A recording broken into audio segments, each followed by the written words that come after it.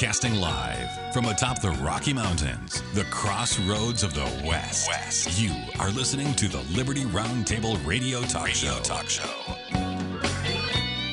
Happy to have you along, my fellow Americans. Sam Bushman, Dr. Scott Bradley, freedomsrisingsun.com on your TV today. Hard-hitting news the networks refuse to use starts now. This is the broadcast for October 27th in the year of our Lord 2025, promoting God, family, and country, protecting life, liberty, and property, and doing so in the traditions of our founding fathers. That's who we are. That's what we do. In an effort to follow the Prince of Peace, we reject revolution unless it's a Jesus revolution. Then we're in. Welcome to the show, folks. I'm doing fantastic. I had a delightful, restful, God family style weekend. Hope you all had the same. Now, Speaker Mike Johnson, in my opinion, I don't know what on earth the guy is thinking. This headline is from the New York Times. Speaker Mike Johnson has placed the U.S. House of Representatives on, quote, indefinite hiatus amid a, quote, government shutdown with no policy debates or votes in over a month, ladies and gentlemen, in over a month. So they haven't really worked. Oh, he'll say, oh, they're in their districts. They're doing this, they're doing that, but they're flat out not working. Johnson's decision aligns the House with President Trump's, quote, handling of the shutdown. He's basically forbidding Congress their autonomous power. That's the problem. Johnson also refuses to swear in a representative-elect, thus causing a lawsuit. The tactics used are sidestepping typical legislative action during shutdowns. In other words, he's not even behaving normally in a shutdown. He's just following Trump's lead. Critics inside and outside of the Republican Party are saying we need to return to legislative work. Stephen K. Bannon, of course, is in the news always for everything. I don't know why he's so important. He doesn't hold any position of power, but yet he expressed, quote, significant discontent with Johnson's actions. In 2023, believe it or not, there was a rule change that allowed the speaker to, quote, unilaterally declare an extended recess without a House resolution. It's a danger. Johnson has publicly supported several of Trump's controversial decisions. They're basically in line. Now, Johnson defends his actions by aligning closely with President Trump. I look at this whole story, Dr. Bradley, and I've got a problem with it. Let you respond first, and then a question for you. Welcome, sir. Well, thank you. Very good to be back again. We jump right in on these things, and Johnson is wrong. There's no other way to put it. One word, wrong. And the fact of the matter is that, even if there is no legislative stuff that they could be doing, which they could be doing gobs of it. They've got, committee meetings that could be happening. They could be doing legislation preparation. There could be any number of things. Of course, maybe all of the congressmen are so incompetent that without their staffs, which they probably have full staffs, they're just not being paid. But there's so much. Well, they're really being paid because they're going to get back paid. They're just not getting checks right now, but we're really paying for them, right?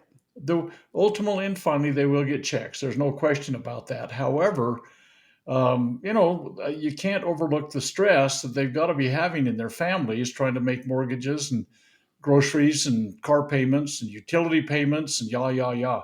Anyway, so yeah, that's a problem. But think about this for a minute. They were gone basically, all of August and then some, and then they were gone from September 19th on. And so they've been there for 10 months, and they've been basically on hiatus for 2 out of the 10, 1/5 of the time, not counting their limited schedule in the first place, right?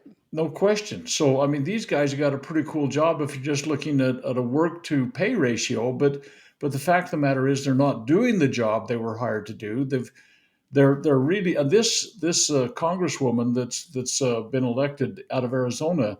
She does, and Arizona does have a beef about that, a proper beef. And they have every right, sure. And that's why there's a lawsuit right now. So now you got Mike Johnson and clowns have to defend themselves in a lawsuit. They're quibbling over waste of time issues. Put her in place, that she belongs there. Let's get back to doing the business of the people. I think, and really, I don't accept the government shutdown. So here's my question. Ready? let's try it. Does government have the authority? Does Congress have the authority to shut the government down? In other words, we won't appropriate any money at all because we're in a fight and we're going to hold the American people hostage. At some point, that's a criminal act, isn't it?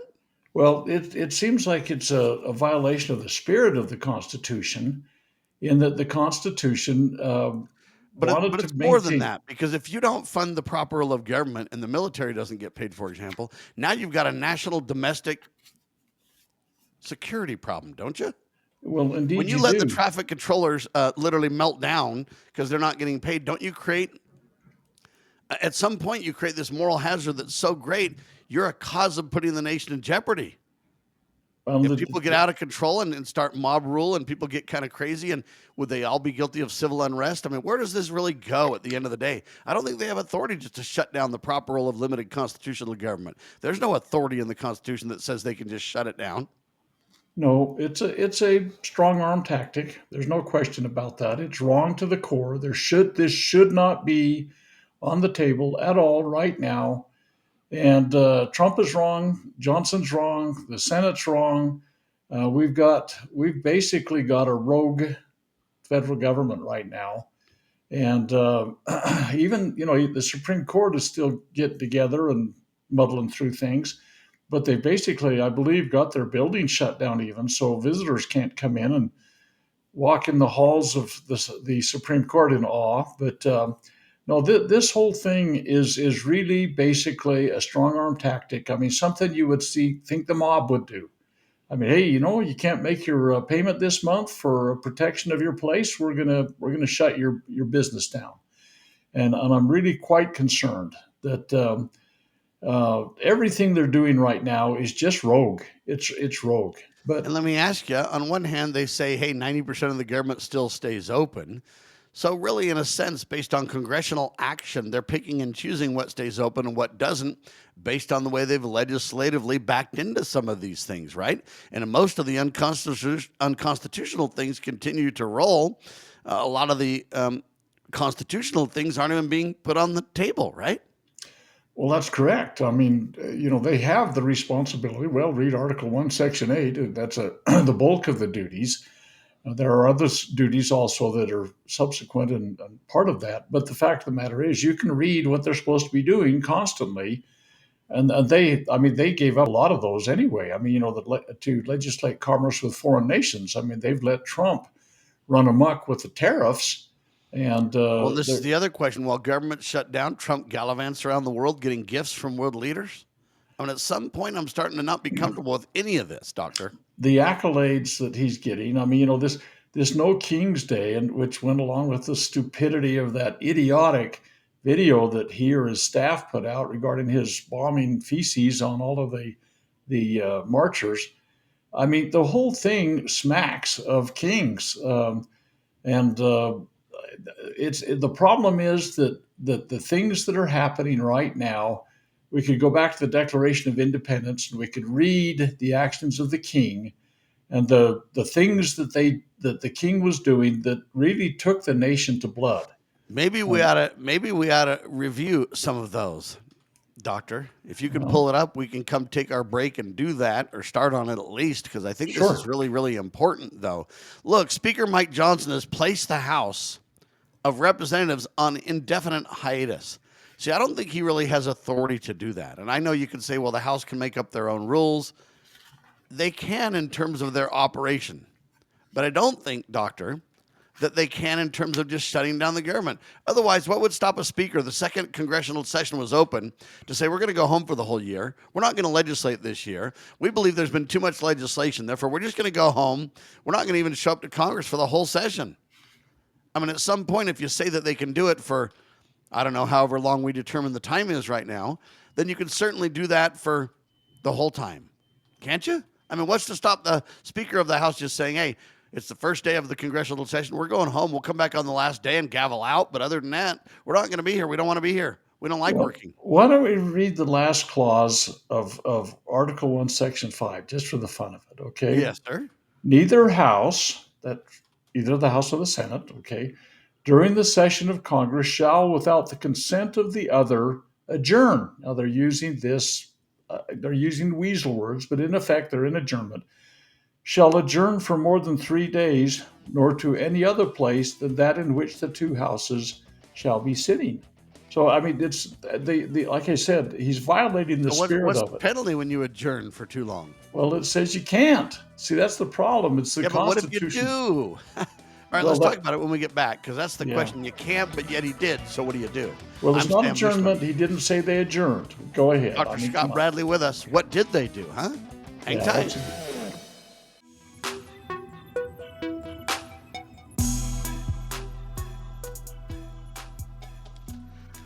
All right, Dr. Bradley. So I'm saying that at some point we can play games with words, but at some point, I don't know what it's called if you leave, but you don't say the words adjourn. And I don't want to get stuck on language here because you can play games all day long.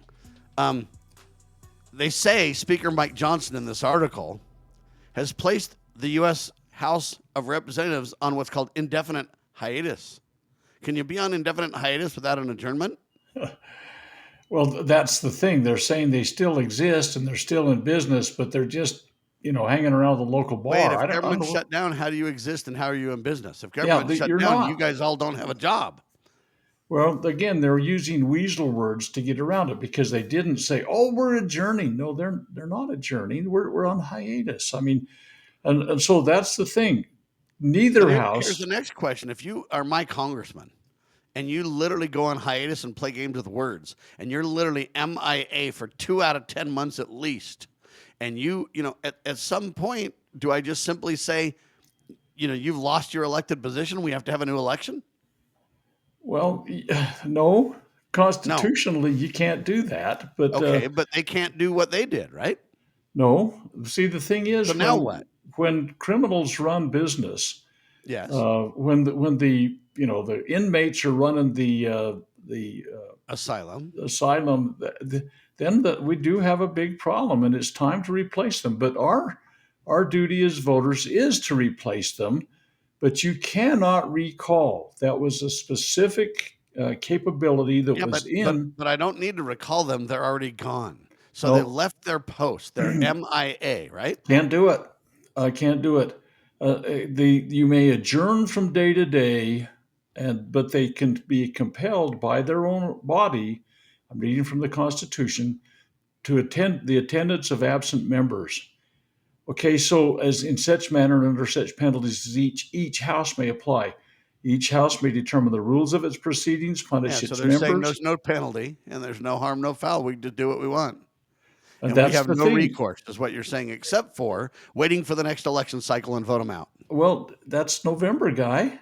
I mean, here's the problem. We, the people, have become so complicit and so complacent that we don't hold anybody accountable.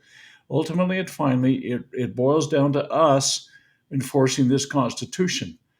But see, But each we don't house, vote except for every 2 years on the House of Representatives, that's right? why it's 2 years, because it's not 4 years, it's not indefinite. See, this is one of the things they needed a term of office that was long enough to do But what isn't it needed to be 26 done. that we would vote for them? Say again? Isn't it 26 that we would vote for them? 26 what? 2026. It's a year. Oh, 2026. Oh, yeah. Okay. Isn't that when we vote for them? That's November first week in November, 2026. Yeah. So what you're saying is I've got to wait 2 years for these clowns to sit around, steal my money, shut down the government, literally create a moral hazard in the country, literally melt down the economy, literally create a national security crisis because they're not willing to work. And I'm supposed to just sit around for 2 years with no recourse. The people can put pressure on during the term of office, but recall or new elections or anything like that were in the Articles of Confederation, and They took them out. I understand. they took But them out on in this purpose. case, though, there's nothing that talks about they're abandoning their post, though, right? That is correct, and They've abandoned their post. the people themselves, Sam. We, the people, get off your butt, call your congressman, say, get your asses back in the job. And everybody across the nation has got to do that. Yeah. You ride your donkey back in because you're bringing your ass back in, if you want to use that vernacular.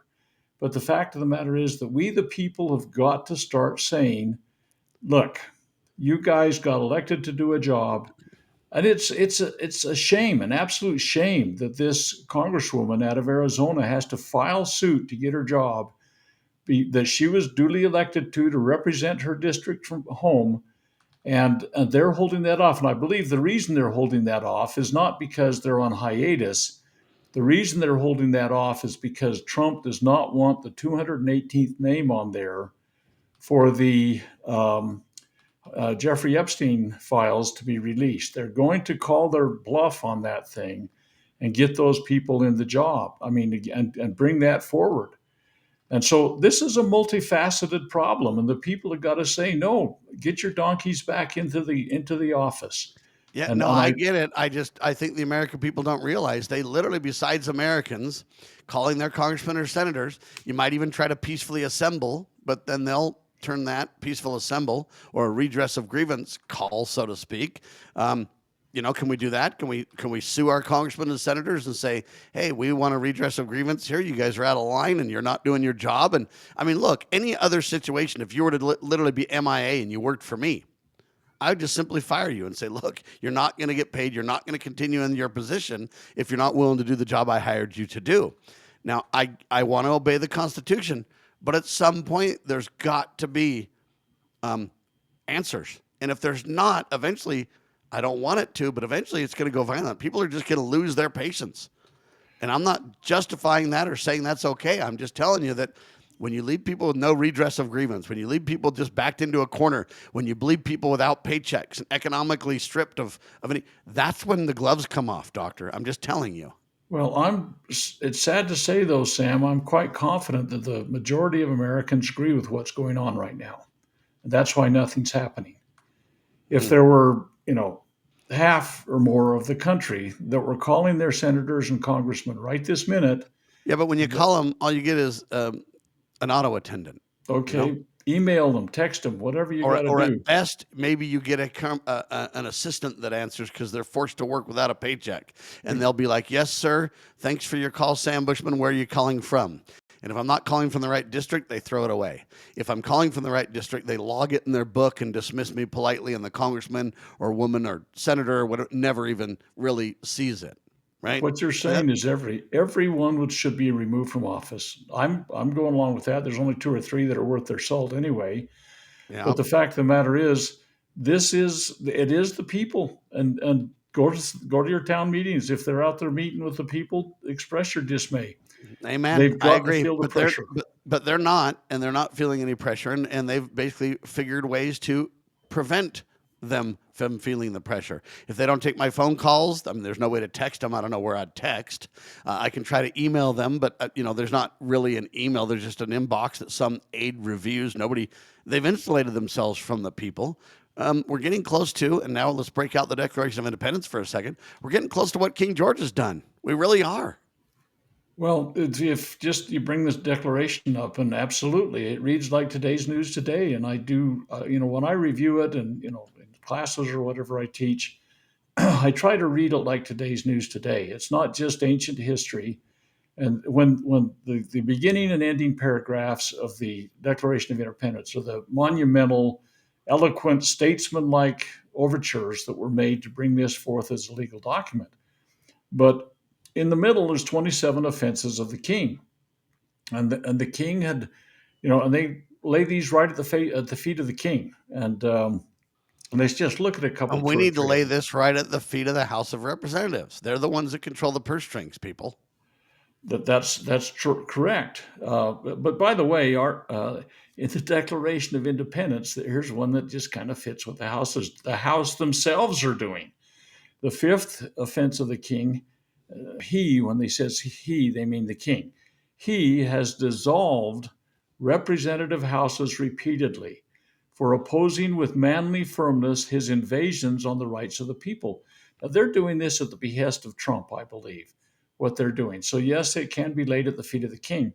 But the fact of the matter is, the House of Representatives are complicit in this thing, and that their unmanly Speaker, Mike Johnson, is kowtowing. The legislative body is an equal body of officers in the government with the presidency, as is the judiciary. They're And they're equal. equal by three branches in nature, but the ones closest to the people, I submit, have more power because they work for us. And that's when we have another greater reason. influence via that body, then it has by nature more power. I'm not suggesting they're not equal constitutionally. I'm just saying that if we use it properly, we the people, meaning our best effort is in the House. They're closest to us.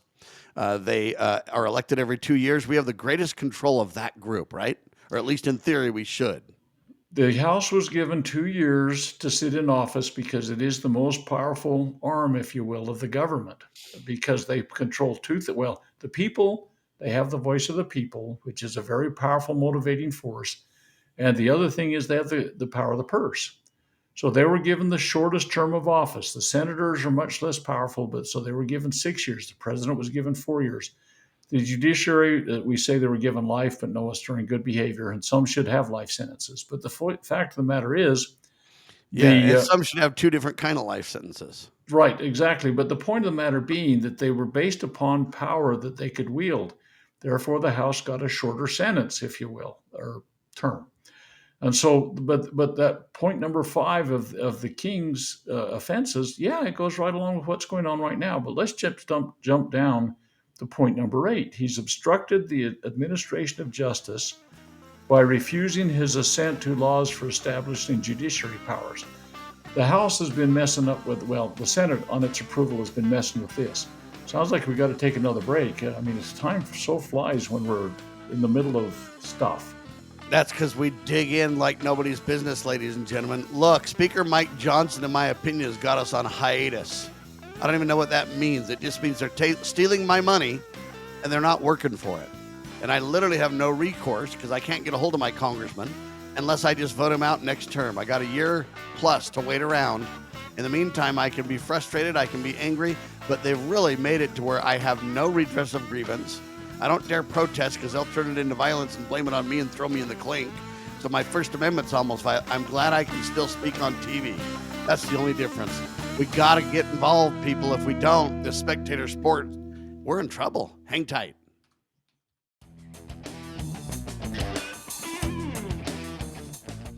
All right, it's Dr. Bradley and Sam Bushman. We're talking about this situation. A New York Times headline of all places. Speaker Mike Johnson has placed the U.S. House of Representatives on indefinite hiatus. They haven't even voted or done anything literally for a month. This, they told you, was going to be the most valuable, productive, Congress would ever have. They lied. They're absolutely violating their oaths of office. They're absolutely putting the American government in my humble opinion, a national security crisis. And then we have no recourse for the next 2 years. Well, next, I guess, year, because we've already wasted a year, right? And we have no real ability to do anything except for maybe call your congressmen or senators. They won't get the calls or the problem. You can try to meet with them. They won't meet with you. You can go ahead and be mad. You can talk in the media, but you really got to just wait till the next election and vote them out if you don't want them there. There's nothing else we can really do. We could try to get a hold of you can't have an event because you might get shot. You can't have an event because if you do, they might turn it against you and have government provocateurs in the crowd that are not working for government anymore, but really are, and they'll, make it go violent and throw you in the clink. They've really basically taken all of our avenues to bring them into the line away from us. That's why we're looking at the Declaration of Independence and saying, hey, so we talked about the 5th abuse. We just talked about the 8th abuse, Doctor.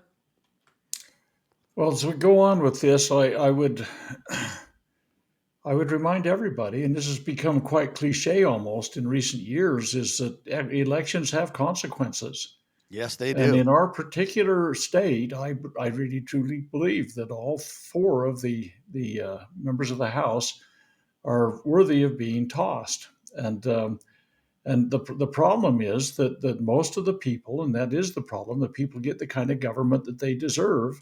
And if irritated as we are about this kind of thing, most people support it. And so, In a way, they support it. We think they do because we don't really see them stopping it. The problem is, I don't know what to do to stop it or what to do to make a change. So I guess you could say I support it, right? well, that's the problem, is that we're trying to keep our actions within the bounds that were established by the Constitution. Of course we And are. if We in want to hold the moral fact, high ground. and if in fact we're irritated to no end in regards to this issue, I would throw it to anybody to say, come up with a constitutional solution that we can go forward with. And the solution truly is for the people to remove their representatives from office. But that has to wait for the next election. And that's why these elections have consequences. We are choosing poorly. We have extremely, shall we say, complicit members of Congress that are more Republican in our state than they are constitutionalists. And I understand. Now, then we take the next step, though, and you say, hey, I appreciate that we can elect the right people next time go around, but with the election fraud going on, that even makes people believe that the elections don't matter and are not important. I disagree with that, but I understand the frustration and the viewpoint. But it's getting worse, and I'll tell you why. Now the Trump administration just announced that the Justice Department will monitor polling sites in California and New Jersey for the November 4th election.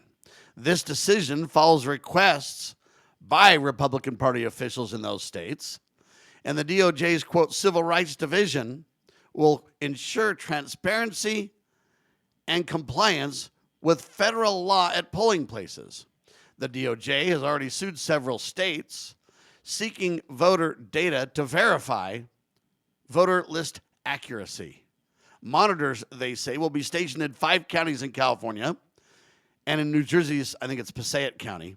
And so now you've got the feds tampering with local elections, supposedly so they don't violate federal law. And I don't even understand how they can have that happen if the government's shut down, but that's another topic. Anyway, very interesting. I'm not comfortable with the feds deciding they're going to be the ones to monitor the elections to make sure that the laws are being obeyed. I mean, do you trust the feds to do that, Doctor? as we talked about the last get together we had, we talked about how it was the intent of the American founding fathers to have the elections run locally. Yes, And sir. I just asked the question to you: is the next step blue helmets out of the United Nations to come and oversee, so that they've got these noble individuals that don't have a skin in the game, if you will. They can be independent monitors, blah blah blah. I see the way we're doing this is wrong all the way around, and we don't have a principles-based people. As John Adams said, this Constitution was wholly inadequate to the government of anybody but a religious and moral people. And sadly, we are losing that very quickly. And in fact, it may be completely gone now. But you talk about the election integrity for many years now, decades, literally decades. I've been in meetings where people said it's time to take your M16 and run down the street shooting windows out. And I I say, disagree 1,000%. well, that the problem is that, yeah, of course I disagree. But the fact of the matter is, if you're doing that, what are you doing? What is your end game? What is your solution? And the founding fathers were statesmen. They were diplomats. They were well founded in these principles that Locke and Blackstone and the Montesquieu guys had put out before, and they'd cobbled them together in a very, very usable sense that was brought together under the inspiration of God, I believe. And so they had an approach to it. They had the Westphalian Treaty of 1648 behind them to become an independent nation. And all of these things, none of the people that are saying run down the street breaking windows is going to bring anything about. So I always said, no, it's not the time. It's not the time. Don't do it. Don't do it. You have an M16, they have F-16s. This was when they first started really being kind of vocal about this. But the fact of the matter is that they don't have a solution. And all it will bring about is what the communists have always sought to bring about anyway, this conflict, which causes disruption, unsettles society, and they end up replacing society's norms with the communist program. Yeah, And what so, happens is the people who want to grab their guns have this Pollyanna approach that somehow out of war will come peace. out of disarming government and stopping government, everybody will sit down and say, let's bring the Constitution back. It's a Pollyanna approach that doesn't have any basis of reality. Once you go down the war road, it's virtually impossible to get out of it and to stop it. It's destructive. The system eats itself. But here's the deal. All along, all these years, I've been saying we still have the election, we still have the Constitution. Well, my arguments have become quite a bit weaker. I mean, I'll admit that right now. Well, let's be clear. They become weaker because of the violation of the Constitution. They're not weaker in fact. They're just weaker in circumstance. The principles are still sound. Yes. But they're weaker because we are destroying the election process. And by the way, Utah was an early adopter of the automated elections, the machines, the mail-in, all that kind of nonsense. And that was done by the Republican machine in Utah. So Utah has been an early adopter, and if it flies in Utah, it'll fly in Iowa or in New Jersey or wherever.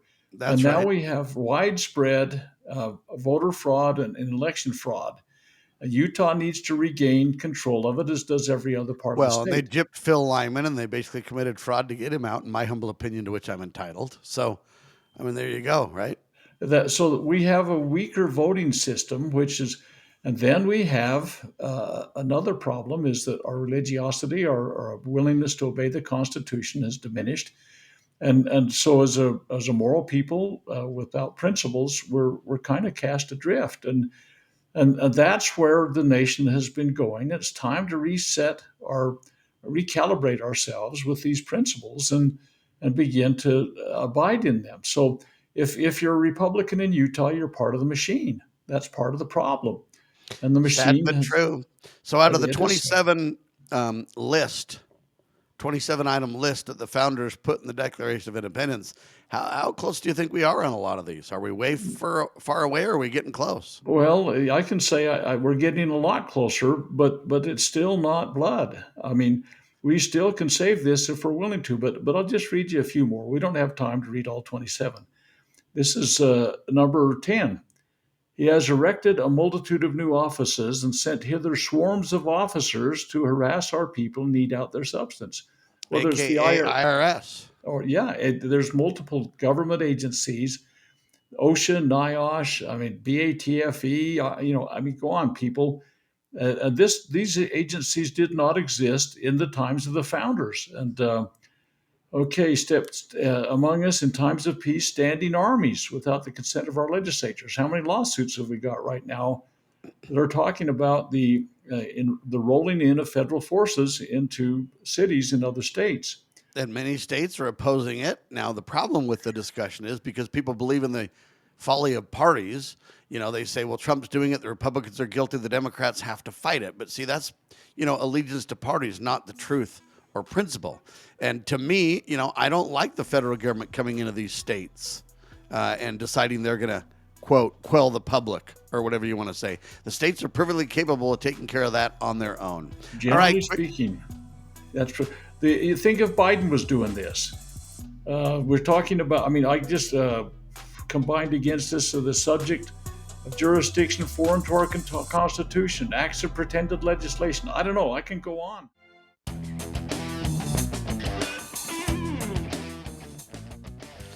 All right, safeguarding of information coming up soon. In the meantime, though, Doctor, you are finishing on these egregious abuses by not only the king back in the day of George, but now it's Donald and Biden and Bush and, the list goes on, right? Obama.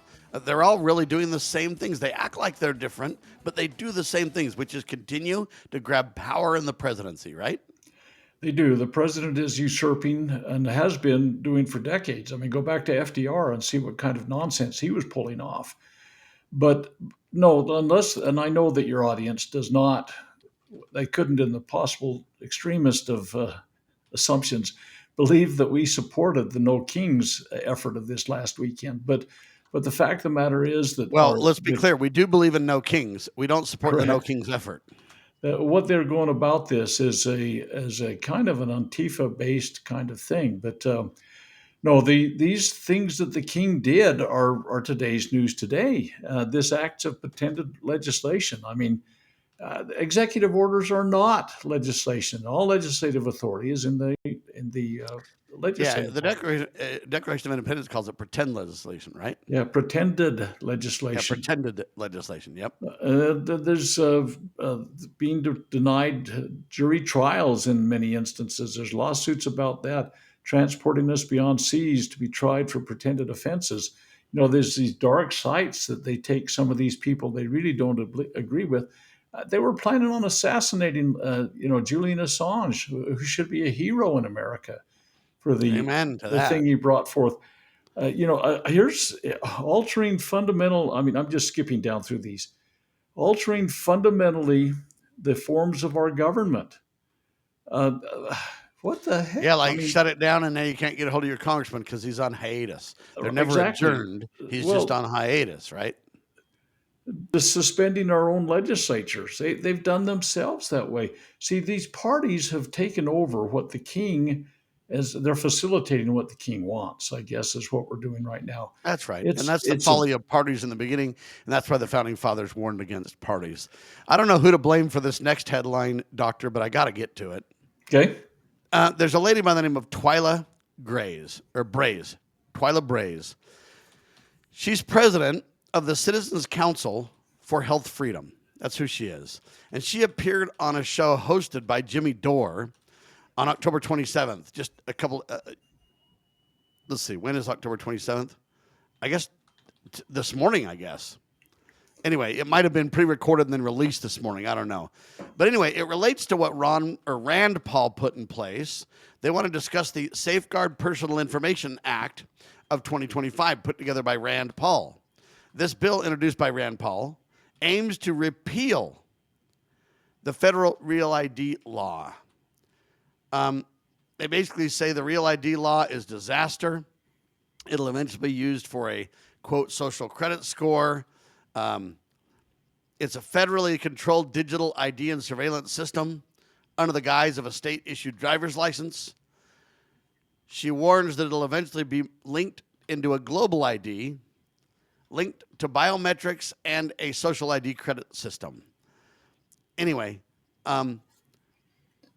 they say you can go to refuserealid.org, and that's a good campaign. I mean, I appreciate their efforts, but at the same time, I kind of go, she then says you can refuse to take your picture at the airport. You can do this, you can do that. It's just going to get people in trouble doing some of that kind of stuff. But at the end of the day, we've fought this for over 20 years, and now it comes to being under Donald Trump. Who do we blame for this one? Trump? Congress? I mean, somebody's got to take the hit, don't they, Doctor?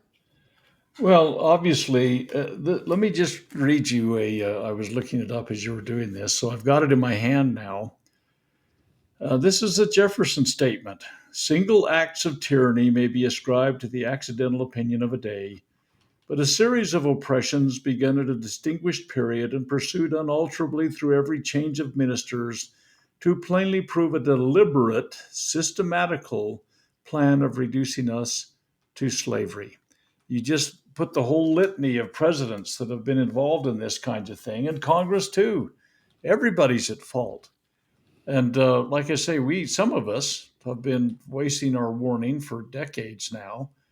And I believe that this bill, 2025, probably won't happen because nobody's in session to do anything they're supposed to do. But there is no constitutional authority for this national ID. There's no constitutional authority to do these next steps, and that's what she's warning against.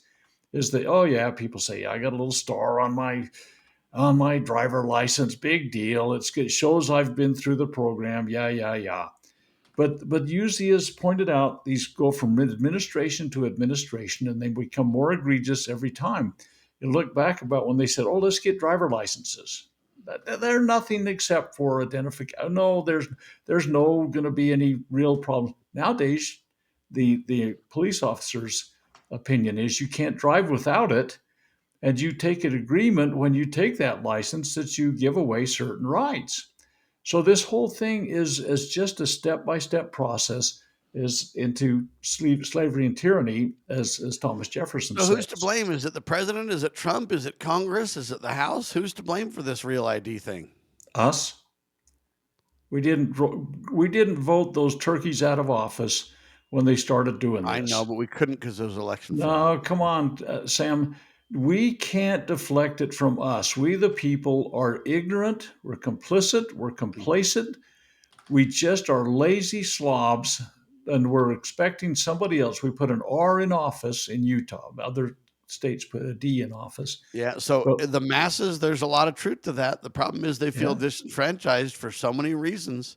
It's hard for me to give them the singular blame, well, but Who? who puts the people in office? Who is it? I'm It's not we the sure. people. It's Well, we the people. some say they're elected, others say they're selected. I don't really know anymore. Well, the parties are selecting them, and we have been complicit in this whole thing all along. We have been giving away our I mean, so let me ask you right now, what do you think we ought to do? I don't have the answers yet. I think a couple of things are of interest. For example, Mitt Romney is a great case in point. The people who we put in place, the delegates, rejected Romney, right? Right? And then what happened is they created laws and circumvented, and they said if you get your name on a ballot or if you get this many signatures, you can circumvent the caucus system and you can this and that. And so every time they find ways around it, and we say, well, we can't really prosecute, we can't really do this, that, because they can make up their own rules and they can. And so every time our hands are tied. And so I get that the people are ultimately responsible, and I agree with that general principle. At the same time, they've done so many things to circumvent it. At this point, what do? I think the only real answer to the problem is not even political. It's to spend time repenting before God. It's to spend time with your family. And it's not even to focus on the political realm so much as it is to say, if we have moral people calling to their God for protection and guidance, He will provide. And if we don't do that, no matter what we do, we're in trouble. So I think the only real answer is to turn inwards and cleanse the inner vessel in our own hearts and minds, and then to individually stand up as husbands and wives and fathers and mothers and teach our families the proper principles of self-government, and then to learn after those things are in place to rein in government one line item at a time. I don't think there's any quick fix to this, but I do think that's the real answer. Well, absolutely. Those are, and Adam said it so succinctly: a religious and a moral people. The problem is we're losing that, and we haven't done that in our families. But unless we understand the principles, the foundational principles, the contract that we have before America, it's not anything that idiot Mitt Romney, Newt Gingrich put together in the mid 1990s. That is not the contract with America is the United States Constitution. Limits and bounds, checks and balances, delegations of authority, those kinds of things are clearly put out. You talk about the real ID. The state legislatures capitulated on that. They capitulated on the COVID con, where they gave the executives the authority to create law. They created laws that says you can't hold anybody responsible. We, the people, put those buffoons into office also. And that's the problem, is we are not paying attention. Eternal vigilance is the price of liberty. That's what Andy Jackson said in his farewell address. So we, the people, have got to bear responsibility. Every one of these things that are descending upon us were created by our own representatives. And none of us, not of us, I know there's people that resist this kind of thing and stand up to it. But the party systems, everything we have been warned against. And if we had time, which I know we've run out of, we could talk about the secret combinations that are established and how they were spoken of very clearly and specifically by the American founding fathers, and how they are the ones that are destroying our liberty. But if the people don't care, if they go out and get the jab, if they capitulate at every turn, the question is, okay, let's say there's 10 of us that go back to God. What happened in Sodom and Gomorrah? What happened when Abraham was negotiating to keep the destruction from Sodom and Gomorrah from happening? Well, what if we can find 50? What about 40? What about 30? Get down to a handful or two hands full. And they said, okay, fine, we'll save those countries or those cities. But they weren't even available. They couldn't find that many people. In America, we're kind of approaching that. Well, the question becomes, is Trump preparing for a war with Venezuela? Huh. Is You're that going where to we're have to headed? answer that in the next question. I think they want regime change there. I really do believe that, and they're marching that direction. And again, it's another unconstitutional act by a monarch. Bottom line, ladies and gentlemen, it's up to you and me to live godly lives, to teach our loved ones and those around us to do the same. And then most importantly, as we become a moral people, we need to plead for God to protect us. The power of prayer cannot be underestimated. We need to remain peaceful, folks. I don't bring you to the brink of frustration, except to get you to understand that I get that frustration. At the end of the day, the key, God save the Republic of the United States of America and help us to keep his commandments to do so.